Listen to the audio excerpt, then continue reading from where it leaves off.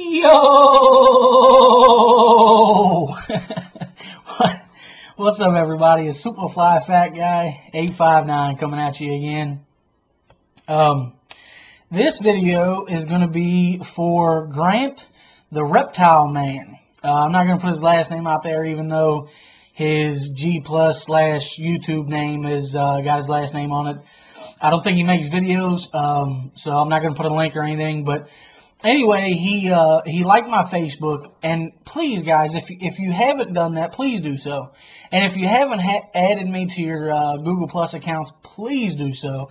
I got like 1,000 people that I've added, and only like 600 that have added me. So please do that. All right. Anyway, so he wrote me on Facebook, and you know he's I guess he's a new prepper. Or, you know, of prepared mind. We'll say that. I still don't really like that prepper word or name, but he's of prepared mind. That's what I'm going to say. Anyway, I'm not a huge prepper in any way, but I do prepare for things. I have multiple kits for different things, so maybe that classifies me as a prepper. I don't know. Anyway, he wrote me on Facebook, and he was super cool, dude. And he was asking me a bunch of questions and like conversating back and forth and stuff. He's a super nice guy. But anyway, he asked me if he could ask me some questions. And I hadn't talked to him long, so I wasn't going to be an asshole and be like, well, you just asked me a question. And I wasn't going to do that because I didn't know how he would respond. But I was like, go ahead, shoot. So he was like, brilliant. He was like, thanks. It's sweet to have somebody who prepares or who preps to talk to and ask. Where I'm from in the UK, there isn't really any preppers, so thanks. Here goes. So he asked me some questions, and I was like, you know what? Because I talk so much, this would be a massively huge message on Facebook. I said, I will do you a video. How about that? And he was like, dude, that's awesome. So here's your video, brother. He asked me 6 or 7 questions, somewhere around there. So I'll go ahead and get into it. Number 1, he said, what made you start prepping? And again, I don't really, you know, I have some food put back. I have some water put back. But I could do a lot better. I'm not near as prepared as I need to be. I got medical put back. I got, you know, health and beauty, if you want to call that, or personal hygiene, whatever. You know, I got stuff like that put away in case of a rainy day. But I'm not a huge prepper in that sense. So I don't know when I started doing that. I guess after YouTube. I've always been kind of, you know, other than money, I was kind of bad with money. But I've always kind of been a, you know, you never know what tomorrow is going to bring, so you might as well be prepared for it. There was a saying in my phone, actually, that said, learn from yesterday and prepare for tomorrow. And that's something that I don't remember where I heard it, but I heard it a long time ago. And so I've always kind of been an of prepared mind kind of person. What got me into bug out bags and stuff like that was actually cutlery lever. I used to, and I've said this before, but I haven't said anything about it for a long time. I used to have another channel. I don't even know if it's still active. I haven't been on there for a while, but it was called Tucky Boy 859, and I promoted my friends in their rap group in Newport. And I think there's only like 10 or 12 videos, something like that on there. But that's where I started on YouTube, way back in 2007 or 2008. And I was on there for a while, for a couple years. And then I don't remember how I come across Cutlery Lover's videos, but I was like, dude, this is awesome, you know? So I started watching it. And I remember a bug out. It wasn't a bag, though. It was like a trunk or like a, I don't even remember what the hell it was. But it was in his trunk. A trunk in his trunk? Anyway, it was like a tackle box or something maybe, but on steroids. And I was like, dude, that is brilliant. Like, you definitely need to have stuff with you. I was a Boy Scout. That's another thing, too. I was a Boy Scout when I was a kid. I never made it to like full-blown Eagle Scout or anything, but I was in Boy Scouts for years. So that was another thing too, is the Boy Scouts motto is always be prepared. So I've always kind of been that way, you know. I've always been the guy that I put my clothes out the night before for work or school or whatever. You know, I made sure everything was done, and you know, all that kind of stuff. I had a checklist that I kind of did even when I was in school, you know, before I went to bed and woke up. And I woke up plenty early enough. You know, I didn't wake up with 5 minutes left. I woke up plenty early enough to get ready, get a shower, get dressed, have time to get to school, and then even then I would get to school early, that kind of thing. I always did that, even with jobs and stuff. I was always early. I hate rushing. I prepare for, you know, traffic jams or what have you. So I've always kind of been of prepared mind. But when I started watching Cutlery Lovers videos, I had gotten attracted by the knives, and then I remember, like I said, the video they did, and I want to say it was in that Honda that he had, or it was a small car, so I think it was that Honda, the Civic, I think, or Accord that he had, and he had like a box in the trunk, and he had all the stuff that he needed if he were to break down or get lost, or for whatever reason the zombies came or something stupid. So I think that's where I really started getting into it, was there. And actually, I wrote Cutlery Lover a long time ago, and I was like, man, you inspired me to sell the amps and the subs and all that shit that was in my trunk, and invested in some bug out bag equipment and stuff to be prepared, really nice jumper cables, stuff like that. So anyway, that's where I got started. Man, holy crap, how long have I've been talking for almost 7 minutes now, and we're on number 1. Anyway, number 2.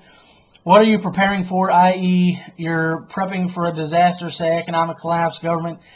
I don't prepare for any of that. I don't prep for any one thing. I think it's Jano Zero, and I could be wrong. He might have got it from somebody too, but I think, or maybe, no, maybe it was East Coast Prepper. East Coast Prepper used to be an amazing channel, and he still is. He's still an awesome dude. He just doesn't do videos all that much.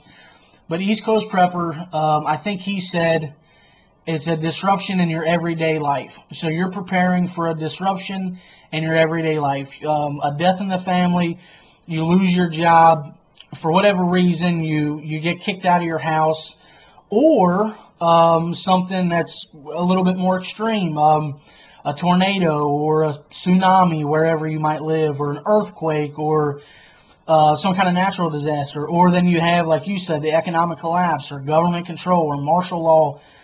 A disruption in your everyday life, or your everyday normal life, not any one thing. I don't really prepare for the zombies or like you said, the economic collapse or something, which it could. I mean, that could very well happen. But for me, it's just in case. You know, that's kind of my thing. Like I think when I first started doing bug out bags and stuff, I didn't even call them bug out bags, but that's the term that everybody knows. To me, it's a just in case bag. That's what I call it, because it's for just in case emergencies. So there you go. I'm not really preparing for any one thing individually. Number 3, do you plan to take anyone with you if you have to go? Anybody that I know that are good people that wants to go, I'm all for it. I have a bug out location that is my camp.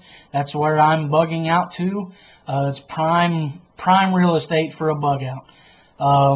I know the landowner has known my dad for the last 30 or 40 years. I've been going out there since I was knee high to a duck. Like I've been going out there since I was like 2 or 3 years old. So yeah, my camp would be that, and people that I know that would participate and would help the group, they're absolutely more than welcome. I don't know if you're asking like for my grandma or my mom or something like that, but absolutely, I couldn't leave my family behind. I couldn't leave my mom, my grandma, or whatever behind. I couldn't do it. Do you have, let's see, number 4, have you got a vehicle? If so, do you take into consideration buying some camo netting to hide it in the woods? No, I don't have a vehicle, but when I did, no, I didn't. You know, I mean, it's a car. There's going to be cars everywhere.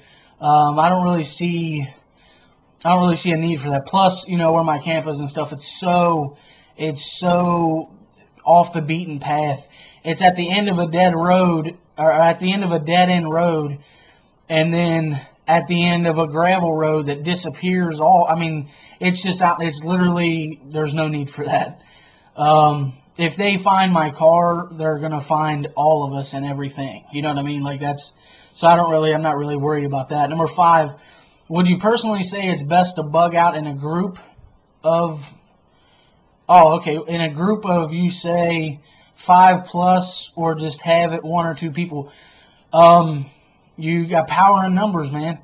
If you can form a group, if you can form a rally point for everybody, and that Suits Double Op talks about that a lot, or he did in Sensible Prepper and stuff. Him and like Southern Prepper 1, Engineer 775, those guys, they all have like a prepper community. I don't know who all else is in it. It's kind of a secretive kind of thing.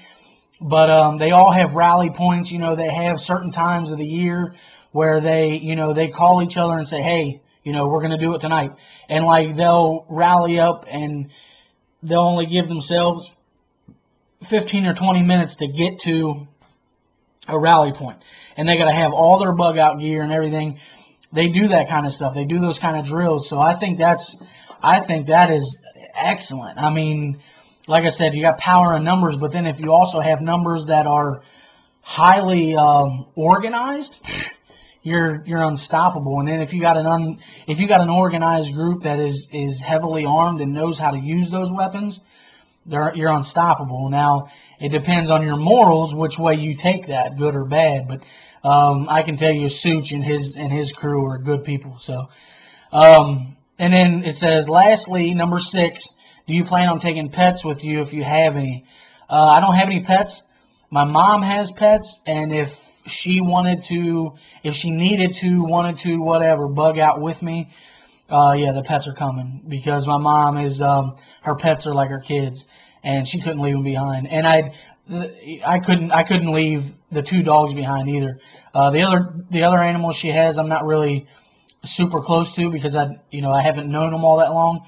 But the 2 dogs, they have to come, because I couldn't bear leaving them behind either. But where we're going, though, they'd have plenty to eat. So, and then it says, thank you for letting me ask these questions. It's hard to find the best way. I've read numerous books on survival and SAS survival, etc. Brother, you're already ahead of me, because I haven't read too many survival books. I've read The Road Home, communications book. I can't remember. I can't see it, and I'm blind. I got them from I'm One Ugly Guy. I read those, and that's about it. And then I have a I don't know if it's issued to all the military or not well, I guess all of the military, but there's I got a book. A buddy of mine gave me his book from the Marines, and it's a big ass thick book, and it's got all kinds of survival information in it. I got that in the closet, but I don't ever read it or anything. So, I mean, you're already ahead of the game, at least for me, because I haven't read a whole hell of a lot of books. So, but I plan on it. I've seen a lot of movies. Does that count? I've seen a bunch of bug out movies. But anyway, brother, man, thank you very, very much for taking the time to want to ask me those questions and want to get my opinion. And there's my opinion, man. That's my answer to everything. If you have any comments or questions, leave them down below. And everybody, take it easy.